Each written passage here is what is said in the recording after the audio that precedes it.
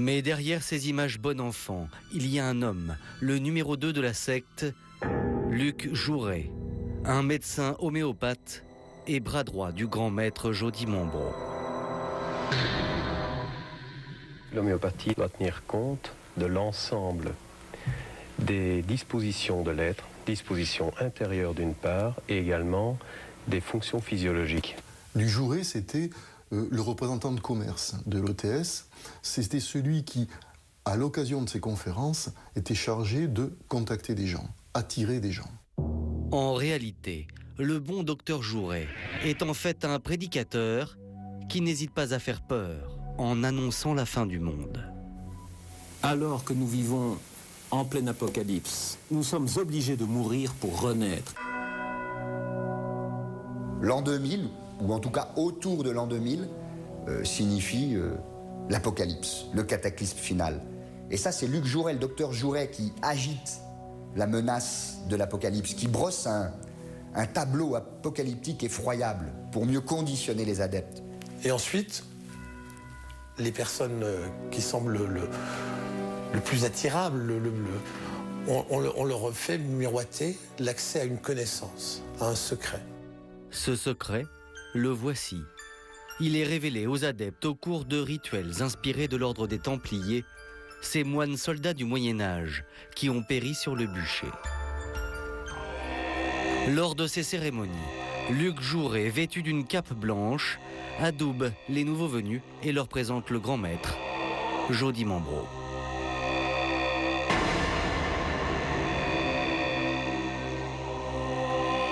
Il s'agit là d'une transmission particulière de la connaissance éternelle, absolue, immuable.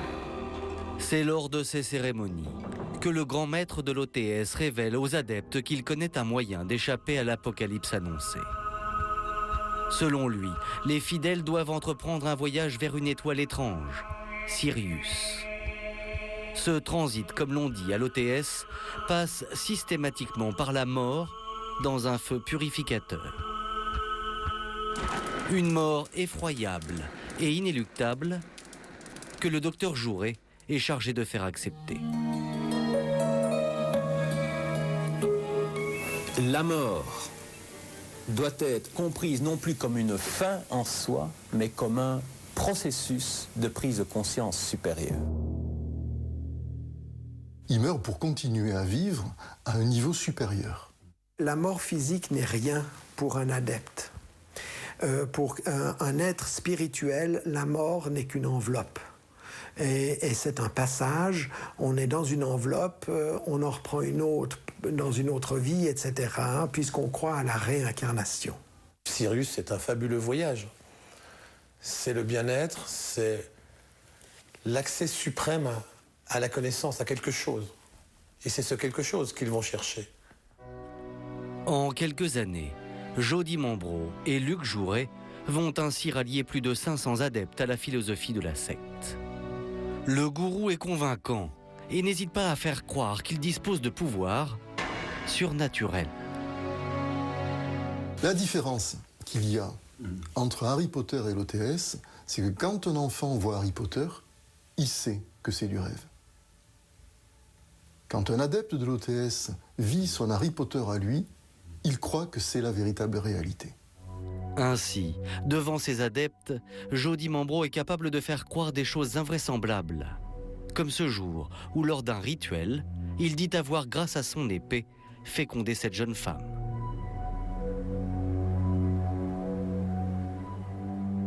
Il a abaissé son épée sur le ventre de cette jeune femme, l'épée qui était peut-être à 5 cm de son ventre.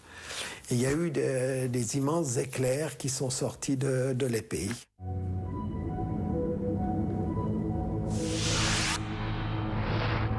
Neuf mois plus tard, une petite fille naît. Elle s'appelle Emmanuelle. Les adeptes la baptisent l'enfant cosmique, car pour eux, il s'agit d'un véritable don du ciel. En réalité, cet enfant est né de l'union tout à fait naturelle entre Jody Mombro et Dominique Bellaton, une adepte. La supercherie sera finalement découverte. Dans les jours qui ont suivi, j'ai été appelé dans l'appartement même de Dimambro et j'ai vu dans l'armoire même l'épée avec des fils électriques et puis une ampoule au bout. Pour autant, cet adepte ne va pas dénoncer ce trucage grossier, car Jo Dimambro a une emprise totale sur ses fidèles. D'ailleurs, pour mieux les contrôler, il leur impose chaque jour un emploi du temps strict au sein de la communauté. Une journée se passait comme ça, lever 4 heures du matin. 5 heures, on travaillait par des exercices de méditation. On gardait les bras comme ça pendant un quart d'heure, 20 minutes, sans jamais les baisser. On marchait pieds nus dans la neige. Repliés au sein de la communauté, les adeptes se préservent de toute impureté extérieure. L'hygiène est d'ailleurs une véritable obsession, comme le montre cette vidéo de l'OTS que nous nous sommes procurée. Voilà, alors je viens de mettre un peu de vinaigre d'alcool dans l'eau pour enlever les pucerons qui pourraient être cachés dans les feuilles. On peut aussi mettre quelques gouttes de javel pour tuer des bactéries qui restent à voir. Et on recommence autant de fois que c'est nécessaire. Oui, c'était entre 7 et 15 fois qu'il fallait nettoyer la salade, donc pour qu'elle soit vraiment extrêmement propre. Les rampes d'escalier, les poignées de porte, tout ça devait être continuellement nettoyé à l'eau de javel. Ce sont des pratiques qui, en elles-mêmes, prises isolément, peuvent prêter à sourire, mais qui contribuent à créer un état d'enfermement et un état d'angoisse par rapport au monde extérieur qui est en fait diabolisé en permanence. Pour mieux déstabiliser les fidèles, Jo Dimambro n'hésite pas aussi à employer d'autres stratégies. Par exemple, il sépare systématiquement tous les couples de la secte. J'ai dû quitter ma femme, que j'adore toujours. Et puis on m'en a fait épouser une autre.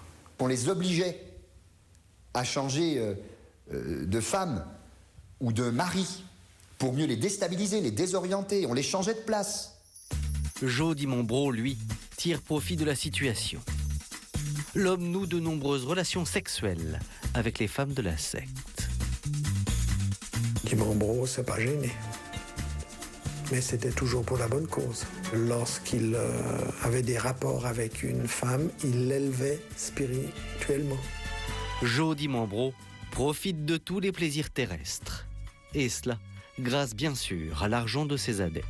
Il était vraiment l'escroc qui profitait de tout le monde. Et lui, par exemple, partait avec sa femme et sa smala jusqu'à New York pour écouter un opéra. Il prenait le Concorde. On bouffait de la rue Tabaga et eux s'empiffaient dans les plus grands restaurants, de France.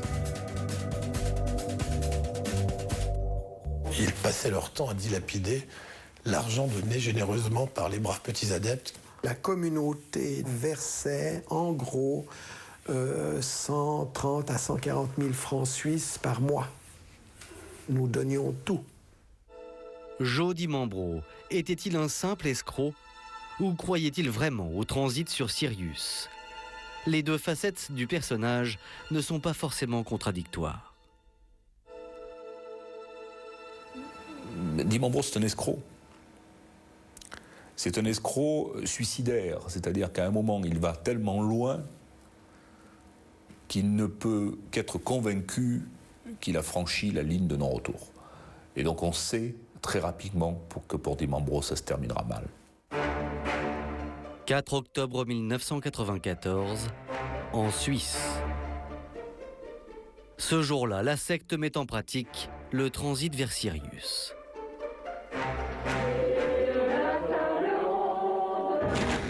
C'est Jo Dimambro qui filme ces images de son dernier repas. Les adeptes de l'OTS réunis autour de la table ne le savent pas encore, mais dans quelques heures, ils vont mourir, les corps criblés de balles.